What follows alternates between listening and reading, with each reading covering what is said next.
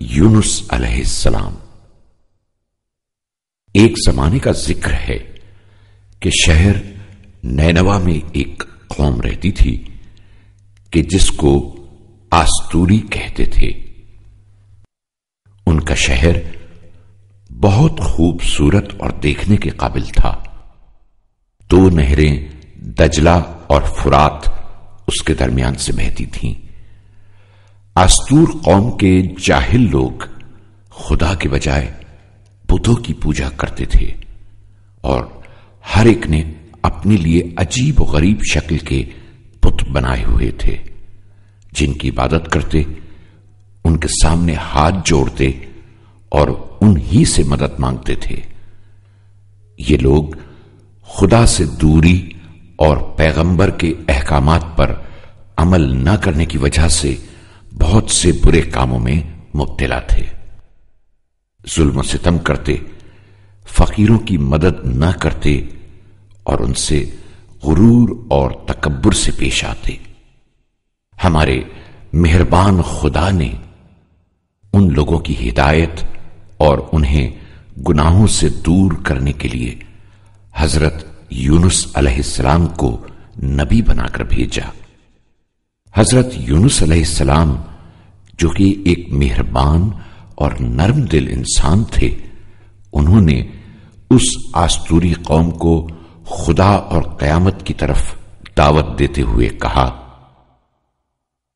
اے لوگو، خدا ظالم اور گناہگار قوم کو پسند نہیں کرتا۔ تم سب اپنے گناہوں سے توبہ کرو اور بت پرستی چھوڑ دو۔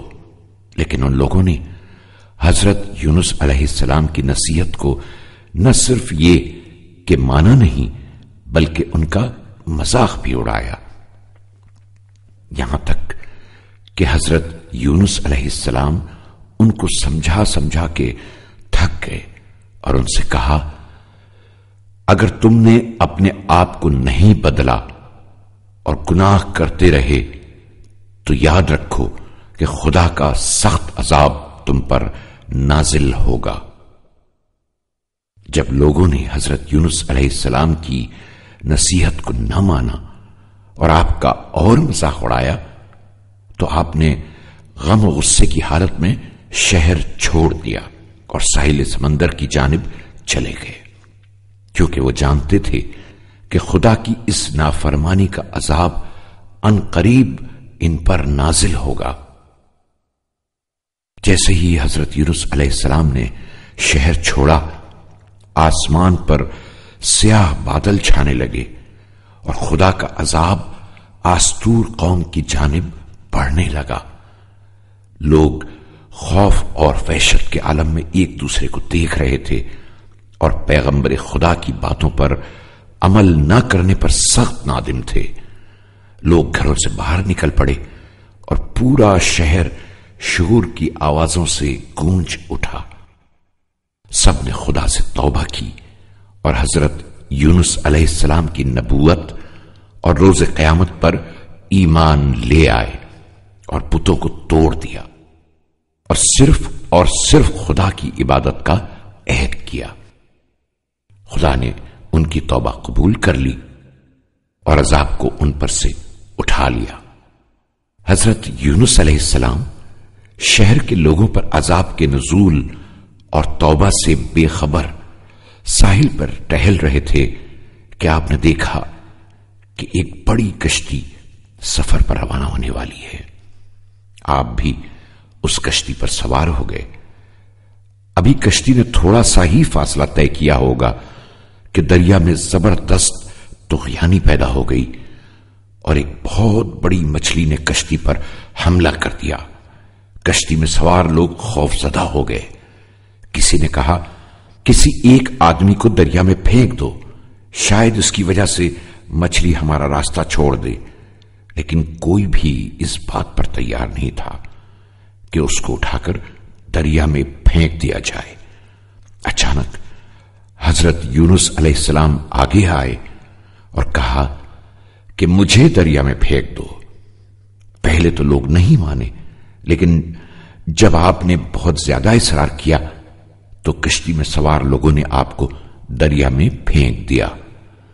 دیو ہیکل مچھلی نے اپنے بڑے سے منہ کو کھولا اور صحیح سالم حضرت یونس علیہ السلام کو نگل گئی۔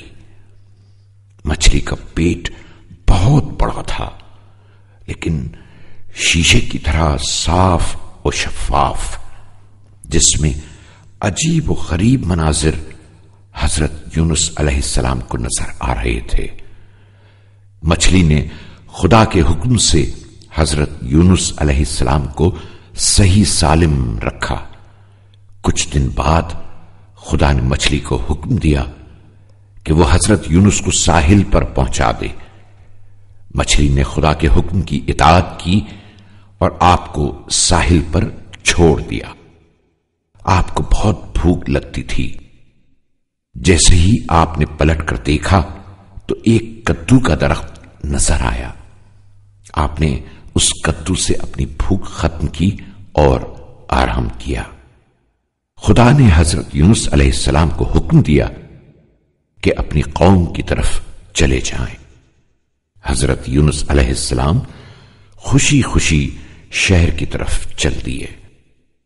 شہر کے لوگوں نے کشتی کے مسافروں سے حضرت یونس علیہ السلام کو دریا میں پھینکے جانے کا قصہ سنا تھا، اس لیے وہ حضرت یونس علیہ السلام کا سوگ منا رہے تھے۔ لیکن جیسے ہی انہوں نے حضرت یونس علیہ السلام کو زندہ و سلامت آتے دیکھا، ان کا غم خوشی میں بدل گیا اور سب نے مل کر خدا کا شکر ادا کیا۔